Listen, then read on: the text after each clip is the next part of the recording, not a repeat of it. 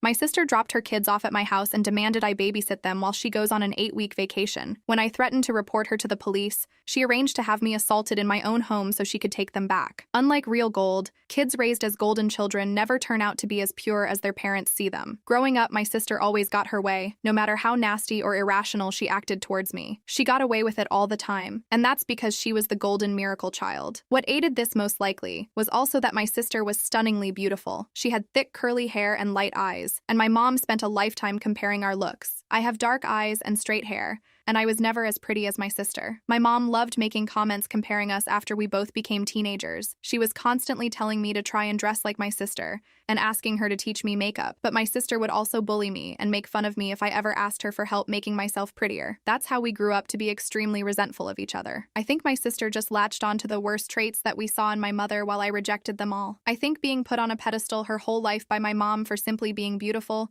turned her into a rotten person who doesn't care about anyone but herself and thinks she can get away with anything just because of her looks. The way my mom compared us and put me down led to me having a lot of self-esteem issues, and as an adult, I am very quiet and reserved, and some people describe me as a pushover. Recently, I have been going to therapy to try to grow a stronger spine, even though it has been hard trying to stand up for myself in my relationships for the very first time. I feel like the way my family treated me really screwed me up as an adult, and it's hard for me to maintain any healthy friendships or romantic relationships. My sister even slept with my boyfriend in high school in senior year, and for no real reason. She never liked him and told me many times she thought he was ugly. My parents told me to let bygones be bygones when they found out what had happened. My sister wasn't even given out to, and that was a moment where I truly realized just how much they preferred her over me. The way that my dad just stood by and watched my mom emotionally get under my skin for my entire life made me feel like no man would ever stand up for me or see worth in me, and it's very hard for me to trust and connect when dating. But my entire life hasn't been completely awful because of my mom and sister, because the one upside of being the ugly sister growing up meant that I had zero social life and spent all my time studying. I ended up graduating high school with a 4.0 and landed myself a full ride at my #1 choice for university, which was great because my mom told me the night before I started high school that she was paying for my sister's college since she was the eldest,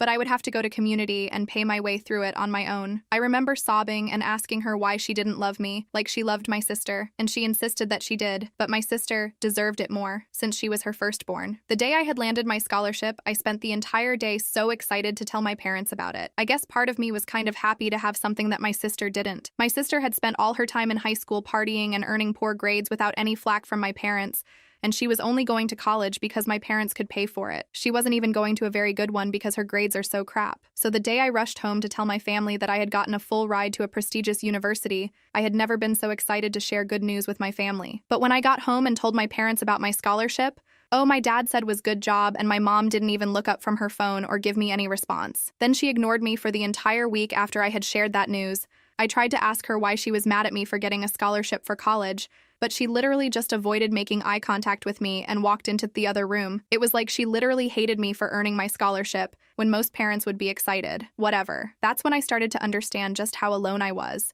and how isolated my family wanted me to feel. I didn't understand why either. Why had my mom even had me just to spend a lifetime hating me, and in turn, making me hate myself? The day I got my scholarship turned into one of the worst days of my life as I cried myself to sleep and accepted that I would never have a family that loved me, not like my sister did, and I despised her for it. That night, I wrote in my journal until the sun rose about what I wanted to do with the rest of my life. I was tired of being this sad little girl, and I decided I was going to transform every ounce of rage I had into academic success. Instead of throwing myself a pity party and begging my parents for love and attention, I was going to redirect all my focus and energy to my studies as I always had, and give myself something they never could. I was going to be stable, independent, intelligent, and educated, even though I might never be loved. So that's exactly what I did. I went to school and graduated with honors. I got a fantastic position in a company I interned for right out of college, and I've been making 6 figures since I turned 23. When I came home for the holidays, I would tell my family about how I was doing, and I would get random compliments from extended family members, but my own parents never went out of their way to acknowledge or congratulate me for my accomplishments. As an adult, I knew better than to tell my mom about my high position at my company or how much I was making since I knew it would just make her resent me more. But I told my dad, and one year he even told me that he was happy for me, and it was the nicest thing either my parents have ever told me. But even as an adult, my mom still treated me like an unwanted guest, and although I only saw them during the holidays, she would do everything in her power to get the attention off me if anybody asked me a question or directed the conversation towards me. For example, we were having Christmas dinner one year when my uncle congratulated me on a promotion I had been telling him about earlier that day. It was my second promotion within the company, and I had gotten a significant raise as well. I had been telling him about how I was looking into purchasing my first house. My uncle mentioned the promotion and the potential house, and a few other extended family members congratulated me and were pretty unexpectedly kind about the news. Another one of my cousins asked me what area I was house shopping in, and that's when my mom cut me off and said, "This is boring. Can we change the conversation?" Then under her breath, I heard her say, "It's probably not even true anyway." I ended up purchasing my house later that year, and when I posted about it on social media, everybody in my family liked the post except for my mom. I knew she was probably angry because my sister was having a completely opposite life experience than me. She had gone to college right out of high school, all paid for by my parents, and ended up failing out and getting pregnant by her first college boyfriend. I had a sneaking suspicion that my parents had asked her to get rid of the pregnancy, but she ended up keeping it and tried making it work with her baby dad that she had only known for 4 months. Well, it turns out that they were completely incompatible, but I guess that didn't stop them from trying to make things work or solve their relationship by having another kid. I remember having to hold back tears when I saw her posting about having a second child, since I knew the baby was probably being born into a toxic environment, since my sister was such an awful person, as was her baby dad. I had met him at the holidays, but he never even bothered to remember my name or make conversation with me, and every year he would bring home trays of food, despite not bringing anything. Obviously, my sister and I's relationship did not improve as we grew up, and we basically didn't talk to each other once we were both moved out of our parents' place. We had each other on social media, and the few times where we would see each other during the holidays, my sister would make nasty comments to me about my weight or the way I was dressing. I honestly think she was just projecting because I wear a lot of designer clothes and I like cycling through my designer purses, and she would constantly ask me what fake A purse I had brought this time. One year, as soon as I walked in the door for Thanksgiving, she looked me up and down and said verbatim, "I see you're dressed up again like the stuck-up bitch you are." It was so ridiculously rude and uncalled for, and she would even constantly insult me right in front of her kids, using curses and everything despite her kids being young. I don't feel bad saying that my sister is pure trash, and that I didn't feel bad for anything I did after she dumped her kids on my doorstep out of nowhere one day. I had just been relaxing in my house one weekend morning after a long work week when my doorbell rang, and I was completely shocked to see my sister's 10 and 7-year-old standing on my front porch holding overnight bags. When I asked them what they were doing here, they said their mom was going on vacation for 8 weeks, and that she said I was watching them. My sister and I hadn't spoken since our family's July 4th BBQ, where she told me not to have more than one plate because she was sick of staring at my muffin top. I had no idea why she thought I would be her free babysitter for 2 months. My nephews were good, quiet kids who were obviously confused as well, so I let them inside while I started calling my sister. My sister ignored my first 10 calls, but I kept at it until she finally answered. As soon as she picked up, I said that there was no way that I was watching her kids, and that if she wasn't here to pick them up herself as soon as possible, then I will be calling CPS on her. I was literally Googling the number for Child Protective Services while I had her on speaker when she dropped a bombshell on me. Her voice got incredibly deep and scary as she blackmailed me by saying that she would call my job and inform them that I was not taking my bipolar medication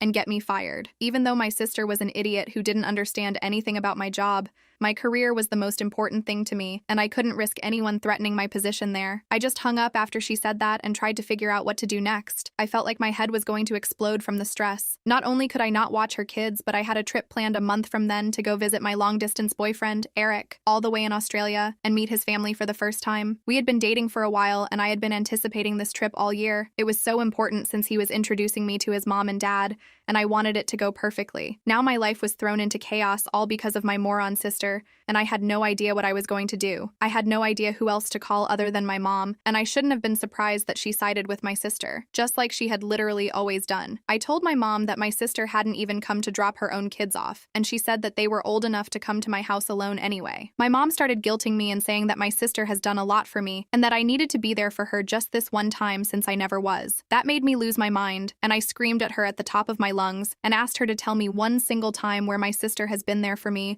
or improve my life in any way. I told my mom that both her and my sister had never been there for me, and had treated me like I was some unwashed dog in their house instead of their own family. I demanded my mom visit me so that worst-case scenario I could leave my mom in my house while I flew to Australia as my nephew's caretakers instead of me. I had very little hopes that my sister would abandon her trip to come back for her kids since she was so quick to dump them on me. When my mom finally got to my place, she was cold as ever and looked at me with the same hateful eyes that she always had for me. We sat down in my living room and my mom explained to me that I was being an awful sibling to my sister as always, and lectured me about family being there in each other's times of needs. I ignored all my mom's appreciate crap and demanded to know exactly what kind of vacation my sister was on that was so important that she would forget her kids and leave them with someone who essentially hated her despite being her own sister. I told my mom that everything about this was weird and suspicious, and my sister disappearing for 8 weeks out of nowhere and leaving 2 young kids behind made no sense, and then I wanted the truth if I was going to be involved without consent like this. That's when my mom's face changed, and eventually she admitted to me that my sister wasn't just going on some vacation, she was actually being flown out by her sugar daddy. I literally laughed when she said this because I thought she was joking, but her face was dead serious. I was so emotionally exhausted at that point, and I freaked out on my mom asking her how she could be okay with this in any way. I told her that she had raised a complete loser of a daughter who left the country to go see a sugar daddy,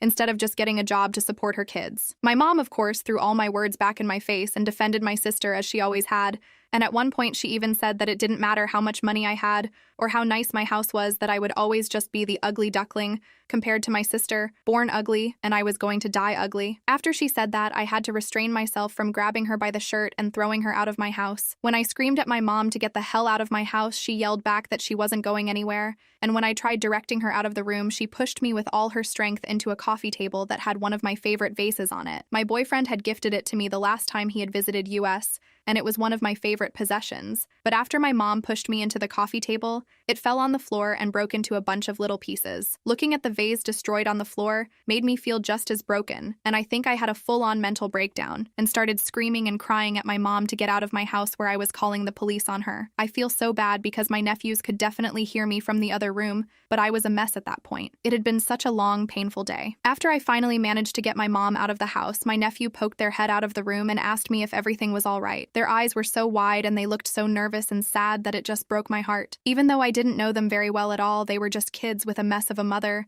and I felt so bad for them in that moment. I ordered DoorDash for all of us and let them watch movies and play video games in my living room until they passed out late. When I finally got through to her, I immediately started yelling at her for completely disrupting my life, and I brought up CPS again. My sister just gave me this sinister laugh over the phone and told me again that it was my own choice, that I could either watch her kids or lose my job. At one point, she hissed that she knew I was nothing without my job and that I would go back to being a loser without it. This stung me right in the heart because it was the honest truth. I had my degree and a solid resume, but I really identified with my career success, and I would do anything not to lose it. At that point, I was crying and asking my sister why she hated me so much, and why she had abandoned her little kids for a sugar daddy. She just said that she was the type of woman who could make millions from a sugar daddy in 2 months, and that was something I never had to worry about. I think she was just trying to break me down and make me feel small at that point, so I just gave up, and honestly, it was working. We went back and forth for a while until my sister literally hung up on me after a final threat of contacting my job, and I just broke down in tears again, realizing that I had no power against her. My nephews were downstairs watching a movie in the living room, and so I had privacy upstairs and decided to call my boyfriend. I hadn't had a chance to talk to him since my nephews had been left on my doorstep,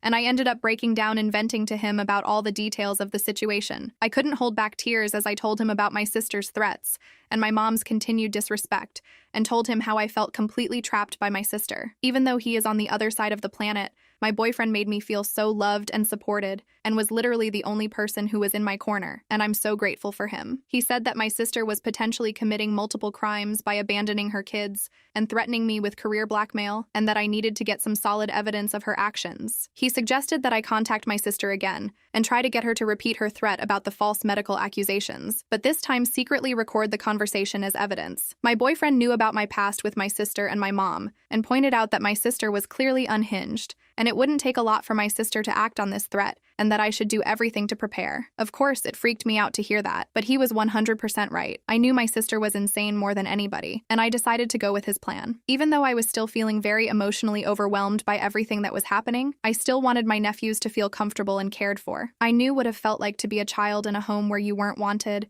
and I didn't ever want to make these innocent little boys who were related to me feel that way. I ended up going downstairs and playing a multiplayer video game with them for a little while, and it ended up being really fun. They were so surprised when I knew how to play first-person shooters, and were so cute as they were giggling and laughing while watching me get call after call. I wasn't expecting to bond with them after such a stressful weekend, but when we all ordered pizza together and had a contest to see who could eat the most pieces of pepperoni, I realized that I honestly loved the two little boys. They were nothing like their mom, even though I knew my sister couldn't have been a great parent. They were both super polite, and even though it took a little while for them to come out of their shells, they were both really sweet, funny little boys. They were very good about cleaning up after themselves, and were always saying please and thank you. As I was hanging out with my nephews into the afternoon, I realized that they both had holes in their socks, and my older nephew's clothes looked sort of small on him. I looked through the rest of the clothes my sister had packed for them, and realized that they were all either old or too small for the boys they were meant for. Again, I wasn't incredibly surprised that my sister was a cheap, neglectful parent, and I decided to take my nephews to the mall for some new wardrobes. I almost cried multiple times during that trip to the mall, because my nephews completely came out of their shells, and were so excited and happy running around the mall. Like I said, I remember what it felt like to be a neglected child,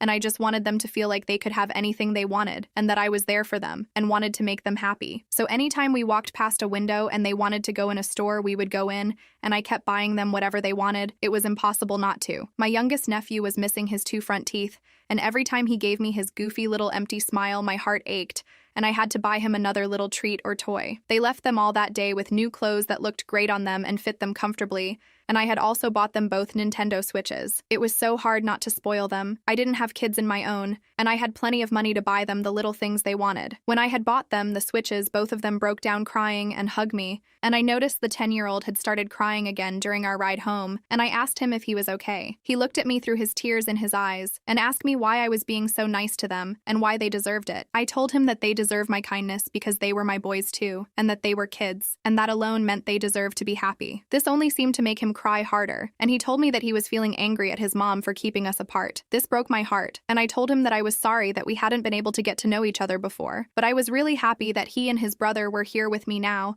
even if I hadn't expected it. I asked him some questions about how his home life was, and it was exactly as I expected. My older and younger nephew both slowly started to open up to me about how much their mom poorly treated them at times. My heart felt like he shattered into a million pieces as I heard this. I knew that my sister and her baby dad were horrible people who were probably doing it, but it was another thing to hear it straight from their mouths and hear the pain in their voices. When we got home, I cooked a big dinner for all of us, and they played on their Switches together for the rest of the night. I left them alone in the living room to go call my sister again in my room, ready to play out the plan my boyfriend had given me. This time I tried my best to stay calm and collected on the phone, even though I wanted to call my sister every name in the book. And it wasn't difficult to steer the conversation towards the medical accusation. As soon as I brought up CPS again, my sister freaked out and threw the threat at my face, insisting I would be fired for being a crazy bitch in secret, and saying that she didn't care if I was actually taking my medication or not.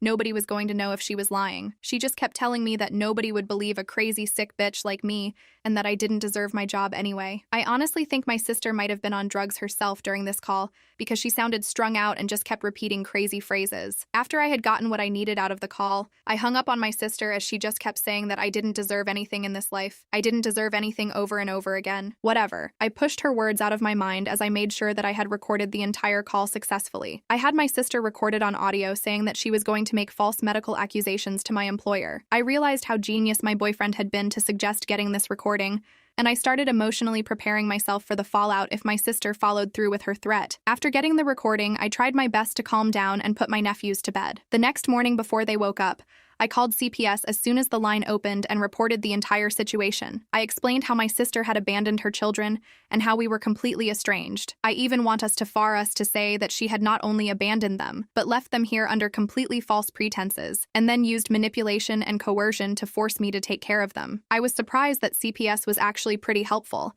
and I shared the recording with them. The agent that I spoke took a moment to listen to the recording and said that it was clear that my sister was using blackmail to neglect her children and was certainly committing a litany of crimes. The agent informed me that they would be opening an investigation immediately and that my sister would be contacted as soon as possible. I was shaking after the call and tried to decompress the best that I could, and spend the rest of the day with my nephews, relaxing and bonding with them. My mom ended up calling me the next day, and I really have no idea why I even picked up. I think I was just still so disoriented and emotionally vulnerable, and ended up getting into another huge fight with her over the phone. I let it slip to her that I had gone and called CPS, and then my sister would finally pay for the way she treated me, and my mom hung up as soon as I said that. I'll be honest, I was shaking after those calls. Just making the call to CPS was so nerve-wracking, and then fighting with my mom over the phone and telling her about CPS felt like a huge mistake. I didn't regret calling CPS, but I knew that my mom would do anything to protect my sister, and that she didn't care about my nephew's safety just the same as my sister. All I really knew about my mom was that she hated me and that she loved my sister, and I was sure what would happen next. There was absolutely no way that my mom wasn't going to immediately contact my sister after finding out that I had contacted CPS and try to put her 2 steps ahead of me. I was sure that she had hung up the phone on me to call my sister immediately, and there was no way that my sister wouldn't know about me calling CPS by the next day. I had a sleepless night, and the next morning, when I arrived at work, my receptionist informed me that my supervisor had scheduled a meeting with me before lunch, which meant that it was urgent. As nervous as I was to learn about this impromptu meeting, I knew that it was coming, and like I said, I knew my sister was crazy, and it was clear that all she wanted to do was ruin my life. I sat down in the meeting and cracked my knuckles to try to relieve the tension I was feeling. My 2 supervisors were there, and so was a higher-up I had never met before. All of them were looking at me with suspicion in their eyes, and I felt like a bug under a microscope. Sure enough, they explained to me that they had been contacted by a trusted source within my family and had been informed that I was potentially unmedicated for a severe mental illness. They even told me that they had been given extreme details about past mental breaks that I have had, and they were concerned about me having a psychotic break within the office. But neither they are. My sister knew how prepared I had been for this meeting today. Of course, I knew that my sister was going to follow through with her threat. She had always hated me, and being able to rob me of my high-paying position would be the ultimate screw. You to her ugly little sister. And I knew she wouldn't hesitate to do it, but she would revel in it. If I hadn't been watching her nephews,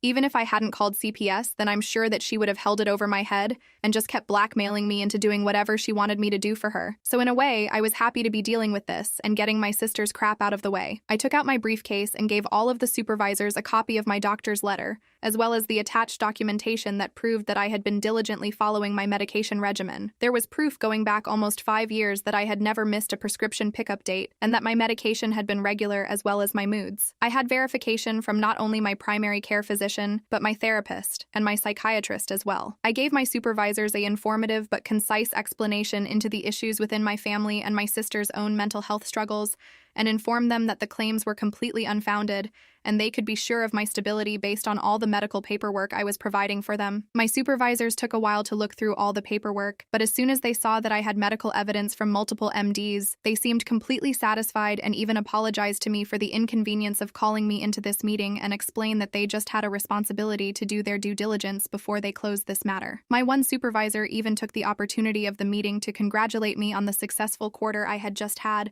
and bragged about my performance to the other supervisors, which made me look excellent. I literally left the meeting giggling because of how well it had went despite the reason for it, and thought about how poorly my sister's moronic plan had backfired on her. I could barely focus on my work for the rest of the day because I kept smiling dumbly every single time I thought about how I got to call my sister after I finished work and tell her about how her plan had been a complete bust. I called my sister as soon as I got back to my car that day and almost cried laughing as I told her about how the meeting had only taken about 15 minutes because she had sounded so crazy and stupid on the phone, and my bosses had never believed her in the first place. My sister was enraged and accused me of lying and said that she was sure I had been fired, and then I was just trying to save face. This made me laugh harder, and I told her that she had failed at trying to get me fired just like she had failed at everything else in her life. I told her that the only skills she had as a woman pushing 40 was lying and failing, and that even her own children were disappointed in her. My sister lost it all over again and just kept calling me the B word and the C word over and over again, claiming that I had completely betrayed her and said that she was hopping on the first plane back and that she was going to make me regret every single thing I had done to her. I was still laughing after the call,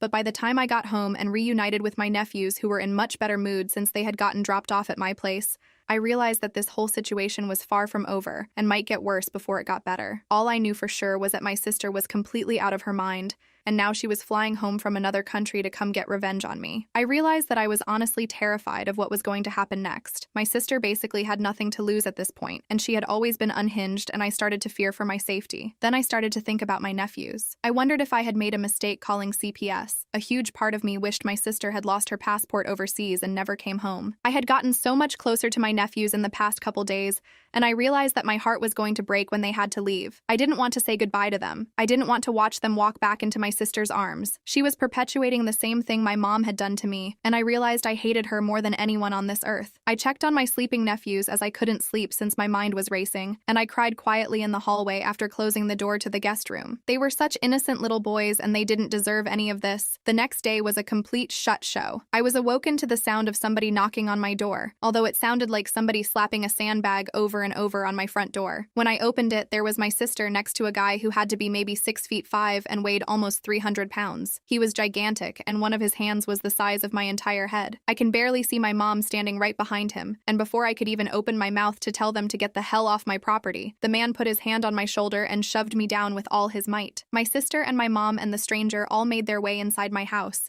and I was collapsed on my floor as soreness sank into my shoulder where the man had thrown me down. I immediately started screaming at my sister for bringing the stranger to my house and screaming at him not to touch me, but he seemed to speak only Russian. I had no idea how this was even happening, and then I realized that my sister had beat CPS to my house. They have been scheduled to come around 11 a.m. that day, but my sister had busted my door down at 8 a.m. My nephews had been woken up by all the commotion and were walking out of the guest room with sleepy eyes at that point. I tried to get in between them and protect them from the stranger, but my sister barked at the man to go put my nephews in the car. It was complete chaos. Once they realized what was happening, both my nephews started asking my sister to leave them with me. I tried again to pull my oldest nephew out of the huge stranger's arms, but this time he grabbed my head and threw it into the wall. I saw stars as I sank to the floor and watched him carry my two little nephews out of my house. There was nothing I could do. My mom was crying too, but she left with them as well. Before they all walked out of my house, my sister walked over to me as I held my head in my hands, and when I looked up at her, she spit at me square the face. It was the most disgusting thing anyone's ever done to me, and one of the worst days of my life. They all drove off in this giant black Suburban that I had never seen my sister in before. I had no idea who the man was, and I couldn't believe the trauma that my sister had just inflicted upon everyone. She hadn't even let them take any of their stuff. They had left without any of their clothes, neither of their switches, and no breakfast. My heart broke for them, and I had an anxiety attack like I had never had before. I didn't realize how much it would hurt to care so much for my nephews, but I seriously love those boys with all my heart, and I just wanted to protect them and make sure that they were cared for like I never had been when I was their age. But now they were scared and shoeless, in some random car with my psychotic sister and a humongous stranger. I was so disgusted with my mom's behavior. I couldn't believe she had just stood by while she watched that huge man toss me around in my own home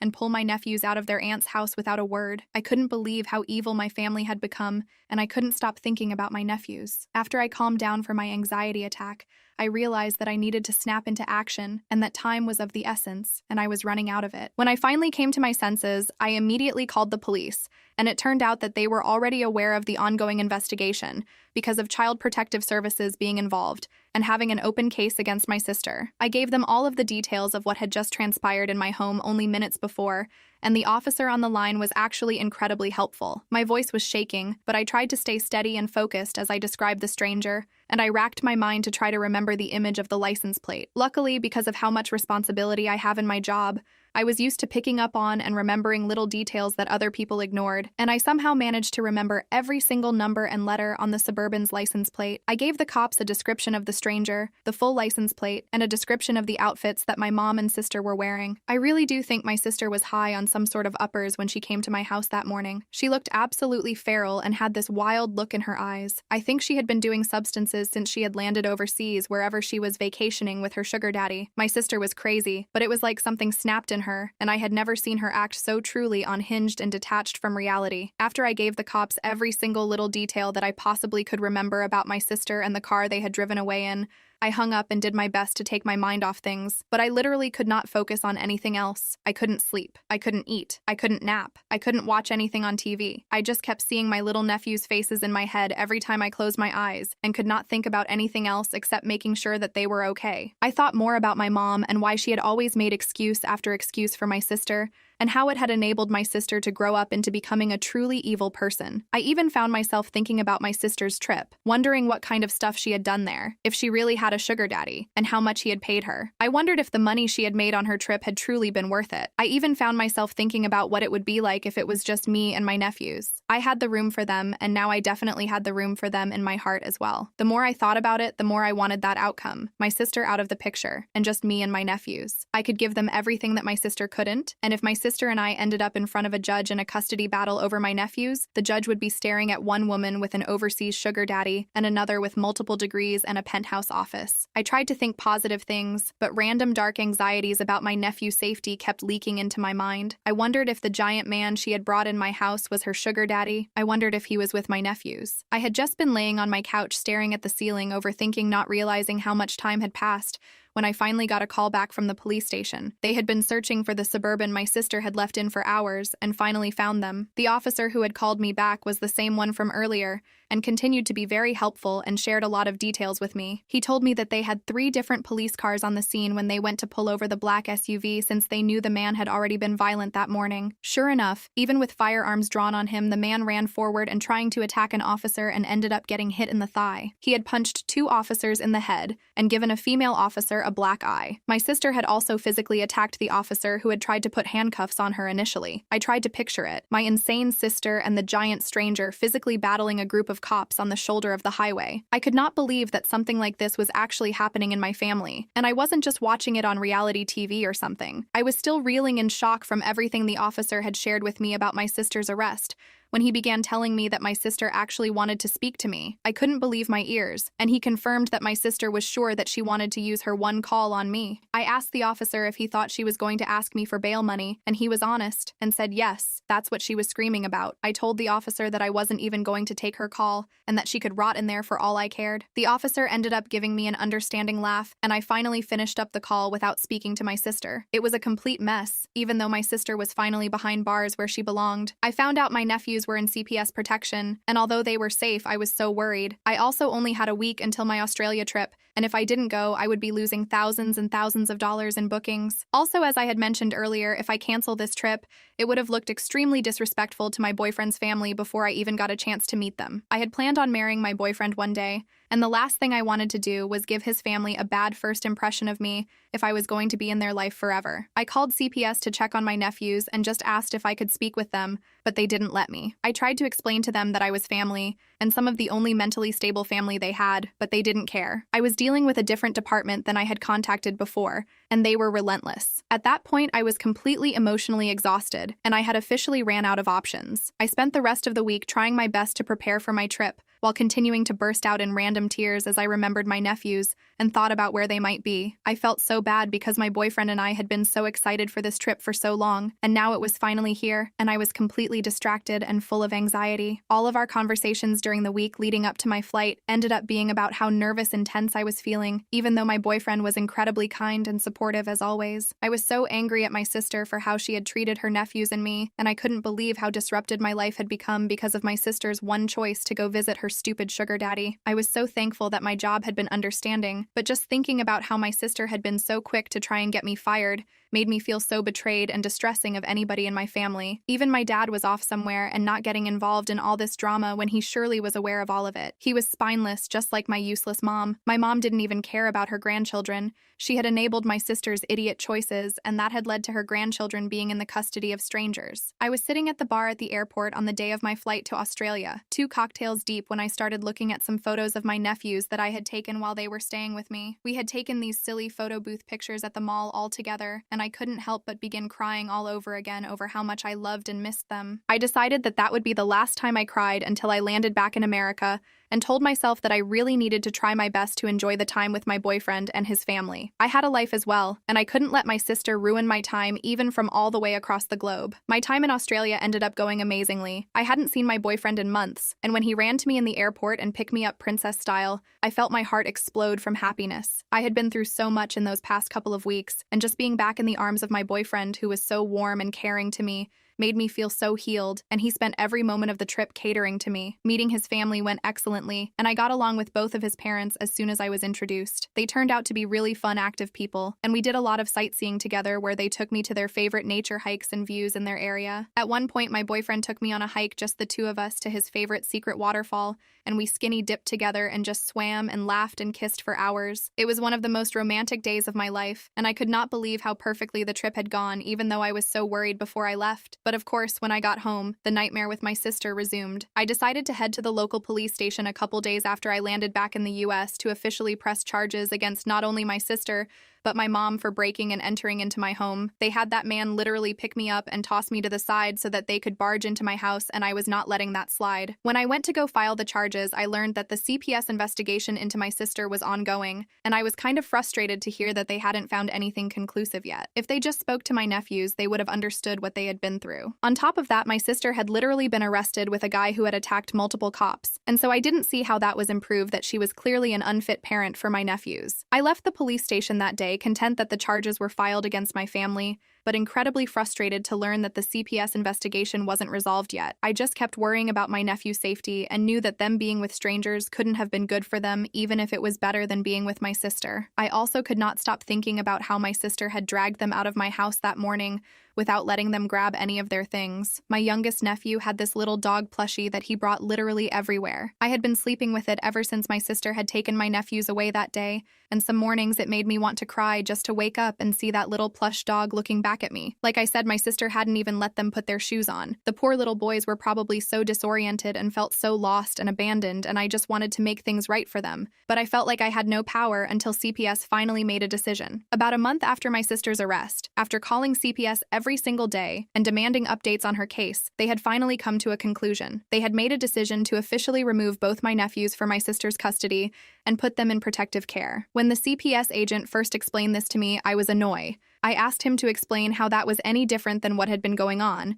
and they said that it now meant that my sister was not only being taken to court, but she would have to go to court if she wanted custody back of her kids ever again. I asked the CPS agent if it was likely she would win if she tried to get custody back, and the CPS agent told me that it depends if any other more fitting relatives would show up to court and ask for custody of my nephews. I knew immediately that that was what I was going to do, and I opened a separate court case in an effort to try to win custody of my nephews. I didn't care how long it took, I didn't care how expensive the legal fees would be, and I opted to get the best lawyer that I could afford to work on my custody case, since I knew it was one of the most difficult legal battles you could enter into. But before the custody case even started, the case I had against my sister for the breaking and entering into my home was the first one to begin. I know some people might judge me for taking my own sister to court, but I literally would have fist-fought her in a Wendy's parking lot at that point. But I figured I should follow the law if I ever wanted custody of my nephews. At the end of the day, that was my only goal in all of this. I just wanted my sister out of the way and my nephews back at home with me. On the first day of our trial, I saw my sister in court, and it was the first time we had seen each other since the day she had broken into my house and let the man attack me. The very last interaction her and I had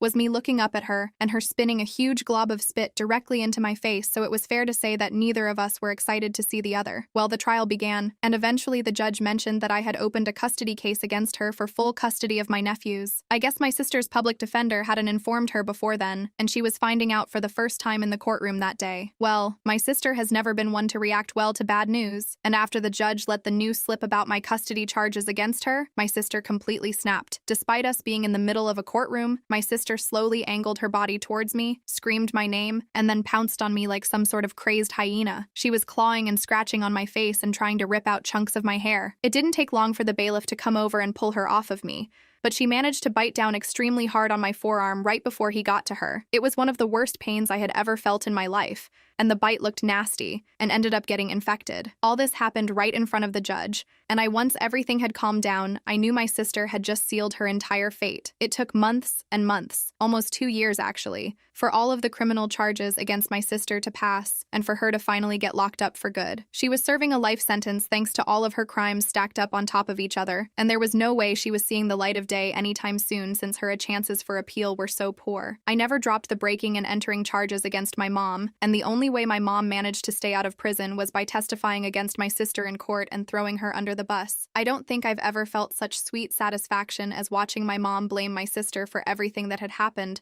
while sobbing her usual crocodile tears. I could not believe that my mom was finally betraying her perfect golden child, even though it had taken a lifetime, as well as the government's help. I knew that day, looking up at my mom on the stand, that it was the last time I was ever going to see her. It was last time I ever wanted to see her. I had seen enough of her and my sister for a lifetime, and I was done with their constant toxicity. My sister had completely transformed my life into a never-ending legal battle, and I just wanted to have a normal day-to-day life again. The custody battle for my nephews dragged on. Their birth father and his family began fighting me in court for full custody against them, and it just dragged the case out further. I didn't care. There wasn't a force on earth that could keep me from my nephews now that my sister was locked up. It took almost 2 years of legal battles, but eventually, I won full custody over my boys and brought my nephews back home. I will never forget how big they smiled and how tight they hugged me when they came home and found the bedrooms I had decorated for them in my house. I walked into my youngest nephew's bedroom, and he ran to me to show me his rediscovered Switch. I surprised him with his little plush doggy and caught him in a tight hug when he fell into my arms. The next thing I knew, my eldest nephew joined us, and both boys cried into my hair and told me how much they missed me. My eldest boy looked up at me, smiled with his big eyes full of tears, and just said, "I knew it, Auntie. I just knew you would come back for us one day."